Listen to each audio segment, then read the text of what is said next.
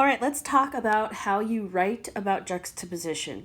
The reason we're focusing so much on juxtaposition right now is because on your exam, there are certain rhetorical strategies or choices that can be used a lot of the time, and juxtaposition is one of those. So what we wanted to do was show you how you kind of build that argument when you're talking about how an author is juxtaposing big ideas, okay? So as you know, what we've done is we've already done your reverse annotation and kind of looked at the passage itself. And your assignment was to kind of finish the paragraph that I started and then demonstrate your understanding of commentary and really complete that argument about juxtaposition, okay? So to review quick, I put something on this document because I think it's really important to remember.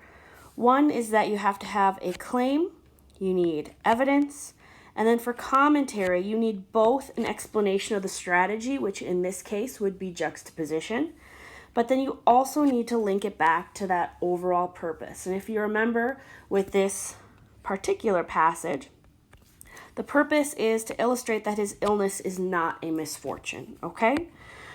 So that said, if we look at the sample that's already on here, I've got pretty much the first two pieces, right?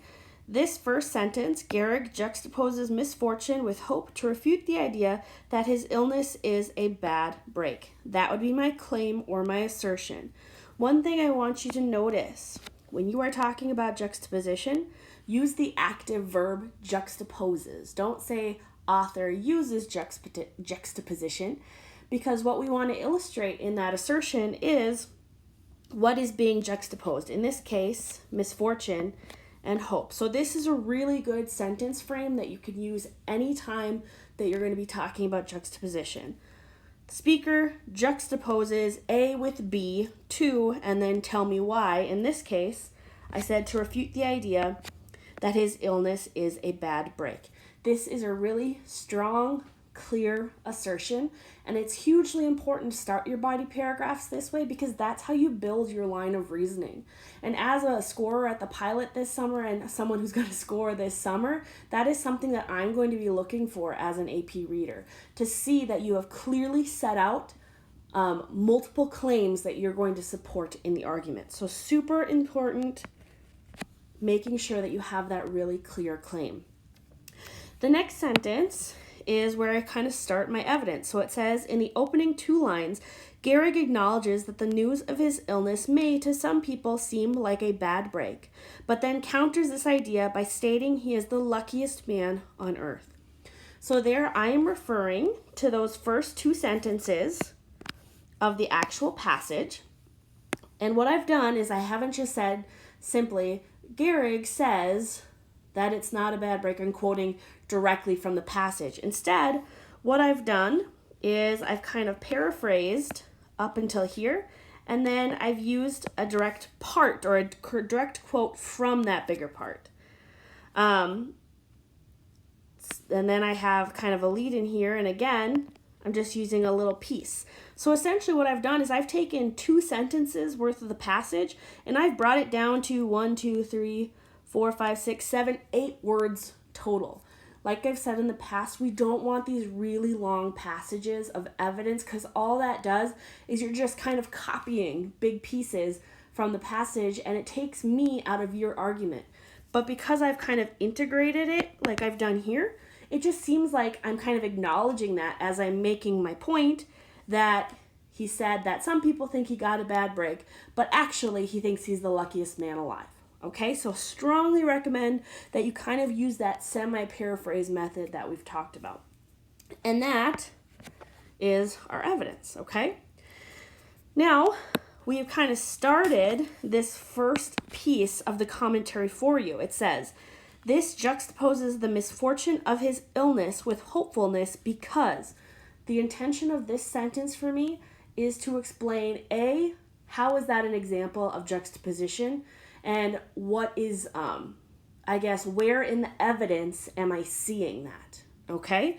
So what I want to do is I want to try to refer back to these quotes that I'm using while I'm explaining it so that connection is really clear and cohesive.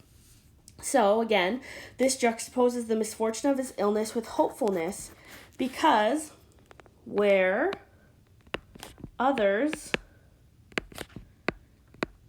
may see bad news or a bad break, there I'm using the exact evidence to link back. Gehrig contrast is a part of juxtaposition, so that's a great way to describe it. Gehrig contrasts this by saying how lucky he has been creating a sense of hope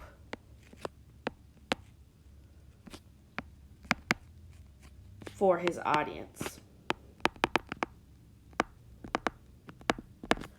All right, so I want to kind of break down this sentence for you. Like I said, I wanted to use specifics from that evidence, and I used bad break and I referred to luckiness, right? I have bad break here and lucky's right there. I'm being explicit in how that evidence is showing this juxtaposition between, which I also refer to, hope, and bad news, which I've just used a synonym for misfortune. Okay? So what I've done in this sentence is this one right here. Explained the strategy, and then, for example, explained where the juxtaposition is happening in that evidence. Now the last thing I need to do, and I'm going to change my pen color here because you know me and I like to be this way. I'm going to explain the effect. Now I've kind of alluded to the effect right here, talking about this sense of hope for his audience. But what that doesn't do is tie back to that overall purpose. And if you remember, we want to tie back to this, that he's trying to point out to them that his illness is not a bad thing and that he is hopeful, okay? So my last sentence, I'm going to take that red line off for us, is going to say, let me read where I have. Gehrig contrasts this by saying how lucky he has been, creating a sense of hope for his audience. He wants to reassure them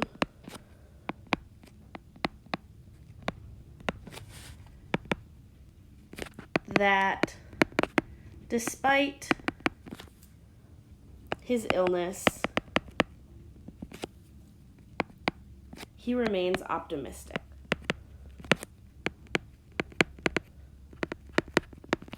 Okay, so there again, I'm talking about the effect. What is he hoping to accomplish? And that is, like we said, the last piece of a good body paragraph.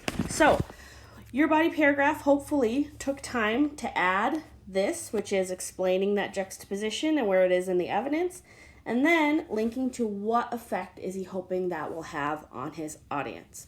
If you make sure that you do both of those in every body paragraph, you can easily get a 4 out of 4 on your evidence and commentary. So review this, review the sample paragraph from last week, and what I want to see this week on your FRQs is 2 great body paragraphs that identify a strong assertion or a strong strategy in the assertion. Give me the evidence that I need to prove it, explain where that strategy is happening in the evidence, and then explain what the author's intention is. If you can do that, you're going to get a great